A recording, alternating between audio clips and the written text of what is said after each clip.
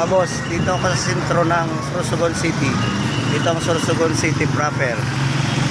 Ayan, nag-rescue ako nitong truck. Nasiraan.